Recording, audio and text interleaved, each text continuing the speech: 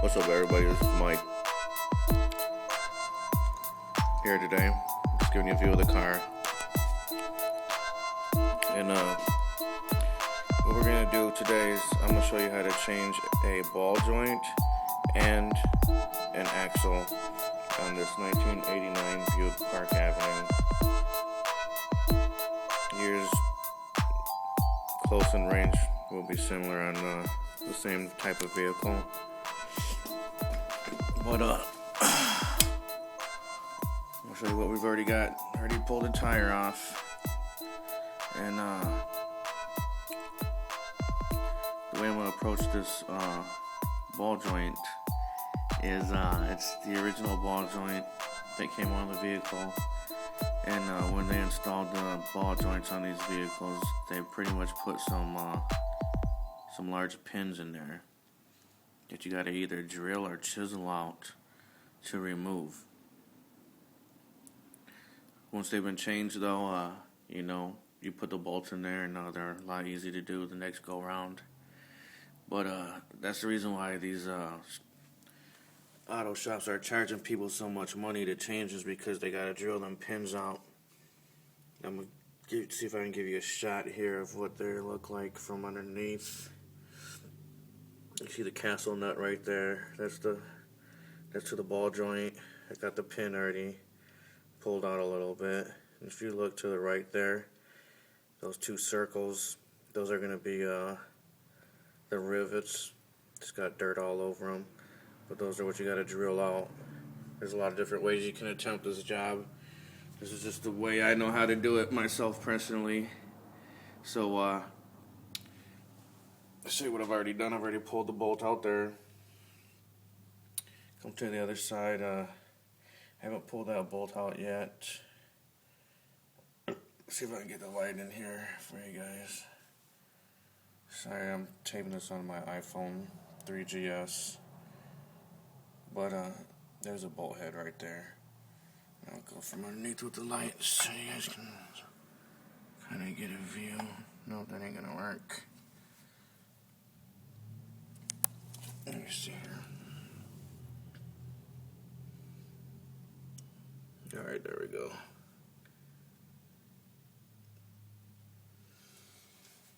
So what we're going to do is we're going to pull off the whole lower control arm. And once we get that out, we'll drill those pins out. So like I said, I've already started on it. So I'm going to go ahead and pull that capsule nut out and get that lower control arm off. Just to get to drilling. A couple of tools you might want to know that you're going to need. If you're changing an axle, you're definitely going to need a 36mm socket, or axle nut socket is what they call them. They got loaner tools at Advanced Auto and AutoZone, so you're only got to pay for them, rather pricey. And then you're going to need the old ball joint separator right there. Yeah, here's some typical tools that I've got out right now. You need your needle nose pliers to pull that pin out. 13 or 15/16 is the size for that in there. Well, that's it for now. Once I get this off, I'll get back with you guys and show you how we tackle the task here. Alright, we're back. Alright. Just want to give you a quick view of those rivets there. They're pretty flat. They don't look like they're going to be too hard to remove. Now, a lot of times what you can do is you can go to the auto parts department, Advanced Auto, CarQuest, or what have you, and have them look up what exact drill bit size you need for these. I got a few of my own, so I'll pretty much just wing it. I usually do, and I never have a big problem with it. So I just wanted to give you guys a little view of what we're going to be doing. What I'll do is I'll go ahead and probably won't even need a punch. I'll just go right in the center of them rivets and just get to drilling and see where we go from there. Alright, I'll get back with you when we get them drilled out. Alright, I'm back here. Just wanted to let you guys know that I think the best approach is going to be from the top the reason why I am saying this is because you can drill from the top, and if you do damage a little bit of the metal, it won't damage the actual lower arm. If you go from the bottom, you're going to be on the lower control arm part. I don't know if that made any sense to you, but I recommend going from the top down. You see how the ball joint there, the stud is pointed up?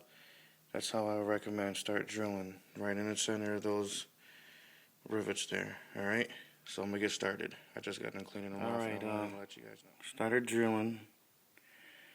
I don't know if you see them 3 holes in there. And what I'm going to do is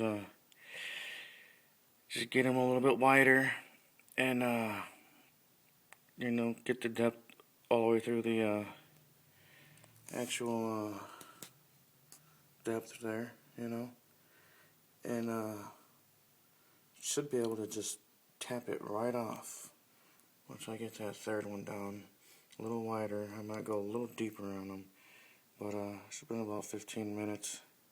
Should have this thing off in about 5 more minutes. Alright, here we are.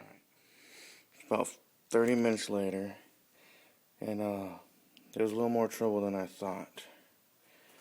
The little trick I used was one of these grinding boards right here.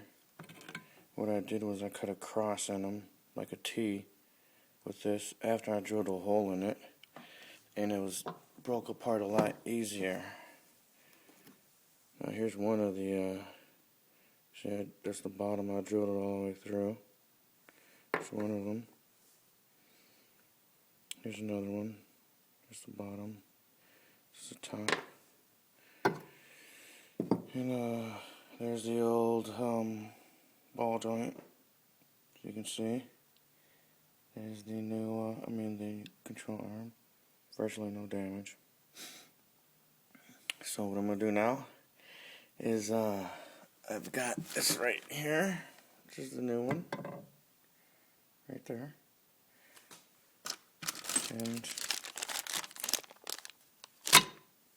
there's the bolts in this plastic bag right here. Bolts and nuts. And the cotter pin in there too. So yeah, it was a little job. I can see why they charge so much, but not hard, just takes a little time. You know what I mean? A little ambition, you can't give up. But I'm gonna go ahead and mount this ball joint to the lower control arm, and I still have to remove the axle from the transmission. I already have it removed from the wheel bearing over here. I don't have no light in there, but you can see right there. So what I'm going to do is I'm going to crawl under there, I'll pop that axle out, put in the new axle, put this lower control arm back in, and call it a day. Save yourself $400. Alright, signing off. I'll be back. Alright, and here we are. Finished it. Nice new drive shaft there. Slide in here. Light. There goes a new drive shaft. There goes a new ball joint. And everything looks good.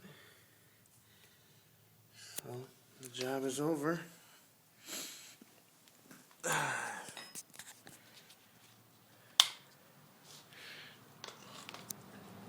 So, if any of you guys have any questions, this is one more look at the car. I'm going to change spark plugs on it and spark plug wires, I guess.